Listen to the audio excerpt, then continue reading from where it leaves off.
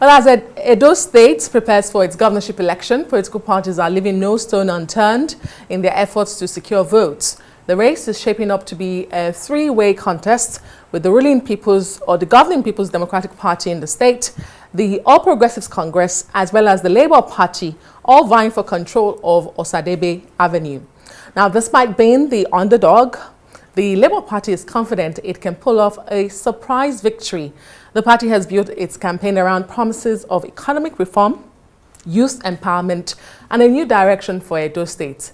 Its candidate believes that growing frustration with the major parties will work in their favor. The Labour Party's chances. I'm joined in the studio by Dr. Moses Paul. He's a member of the Labour Party's Obedient Movement. He's also been part of Olumide Akpata's campaign train. Thank you so much for joining us on Prime Time tonight. Thank you. So I understand you just returned from Edo State? Absolutely. What has the experience been like campaigning ahead of this election? I'm actually thrilled, to see the level of enthusiasm that is on the ground, by the Obedient Movement in support of our guy, like we say, your guy, my guy, Olumide Akpata. And the momentum is quite very high across the streets in the all over Edo State. So it's quite really very encouraging. And even though, Edo State is primed to be maybe one of the three in terms of obedientness, if there's a word like that in the country. And so on one part is no surprise, but I mean, for a party that is an emerging party is quite enormous, to say the least. I'm glad that you mentioned the obedientness of it, because that brings me to my next question. Okay. Edo State historically has been a two-horse race between usually before the ACN became the APC and then PDP. Yeah. But that changed in 2023 with the presidential election. That's right. We saw the OB factor and the Obedient Movement change that landscape. In fact, right. he won overwhelmingly the votes in that state in the presidential election, with over 50% of the vote. So is it going to be much of the obedient and the OB factor than the Olumide Akpata, your guy factor in this election? It kind of both, because, I mean, I'm quite close to him, and he took the bull by the horn, He's moved into every cranny of the state. But yes, you can't overemphasize the pull of the weight of the OB factor. He's actually domineering in every facet. And of course, to have a person like Peter Obi on the street every day there, it's like a breaking of the dam, if you would say, for lack of a better word. So it's a combination of both.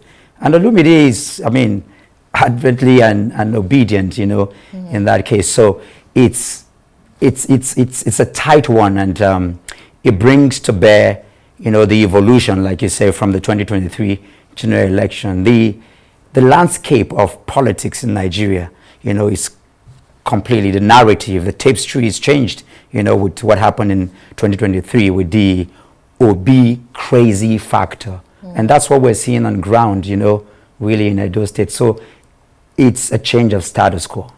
But they say, all politics is local. And whilst the OB factor played out in the presidential election, some would say this is a total different ball game when it comes to the state election in Edo State. And interestingly, the three major contenders are seen as newbies into politics. Olumide Akpata, coming from his legal background, NBA chairman, Aswa Igodalo of the PDP, hasn't been voted to office before, same as the APC candidate, although he won election to the Senate in 2023. So they're all seen as newbies, really. Given that politics is local, do you think Mr. Akpata can pull his own weight truly? And how important is it for Labour Party to win Edo State? Because some would say 2023 presidential election was a fluke. Can you have a second state apart from Abia State? I mean, there is no theatrics to this. I've been on ground for many days, and quite sincerely and honestly, the commitment, the dedication, the passion, the raw energy of Olumide Akpata is very intimidating. It's almost presidential. You move from the mosque to the church to the classrooms. The children are singing, Olumide Akpata, our guy. I mean, without any theatrics, like I say. And so he's already... But those children won't vote. I understand that, I mean, but I can tell you, like I said, I mean, the obedience of the state. I mean, the incumbent governor said all his household, you know, on national TV, that they're all obedient, and he had to join them because he couldn't beat them. That's the status quo. That's the story on ground, you know, and I can tell you, for somebody who just returned yesterday, and I'm going back again tomorrow because we're not even leaving any stone unturned. We're ensuring that we're locking up every space. So I can tell you that, short of saying that if free, fair, credible election is allowed, Olumide is already there. Okay, that's something I've heard Mr. Akpata himself say, that if the elections were free, fair, and credible, transparent, he did say at that interview that the APC candidates would not win, but you are saying generally now. And I wanted to ask you, based on what you've just said, what are the concerns around this election being fair, transparent, and credible for your party?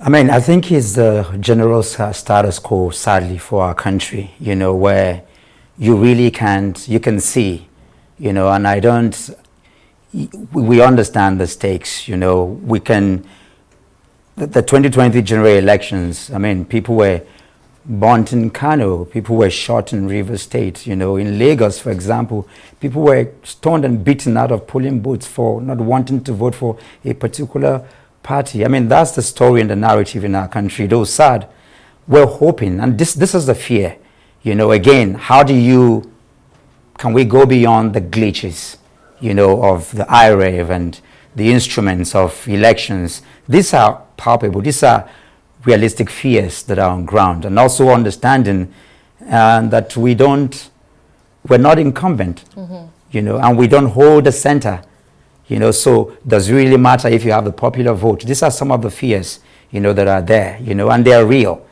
and we're hoping and praying that the humanness of who we are as a people, you know, would take center stage in our country, where people would understand that at the end of the day, until we have values for what is required to allow for free and fair. So this is a fear, and it's real, you know. Okay, so I mean, we wish your candidate the very best, but should he not emerge Edo State governor, would he congratulate and will he accept the results first, and would he congratulate the winner? Is that a conversation you've had with him? I know it might not be fair to ask you that because you are not him, but you're close to him. I don't need to ask him. I understand what epitomizes the obedient movement and the nature of what serves us. And it has to, it's critical on value. You know, you see that with, you know, epitomizing the character of Mr. Peter Obi, who is in every facet of the word, you know, a very decent, democratic, you know, human being. And so I don't need to have asked, you know, Mr. Olumide Akpata, but we hold to that high standard, because what we're looking for is not just cycles of election. You know, for political parties, it's about the winning of the cycles of election. For the obedient movement, it's about a new Nigeria. So it's not just about winning an election. It's about ensuring that the values that children and generations that will come, you know, would see.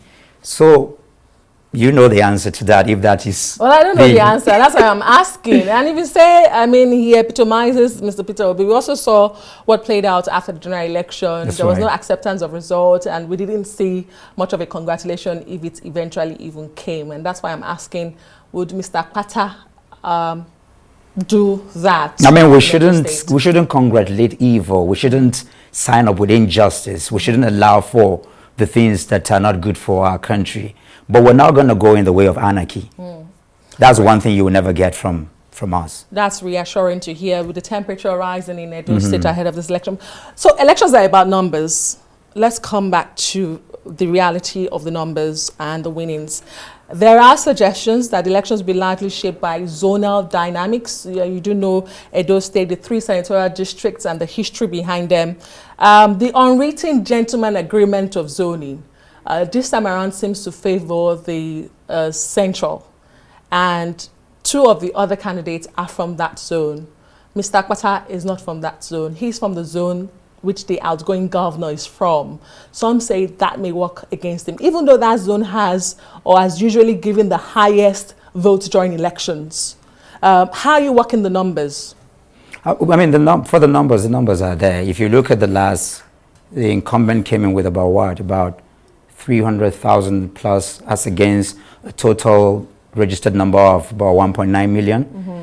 You know, if you look at that status quo, from our back room, we already have we can triple that number, you know, given what we already have with the work we have done, you know. So it's a given already if you're going by data, you know, across board. So we have that. And again, Olumide's vice is from the north.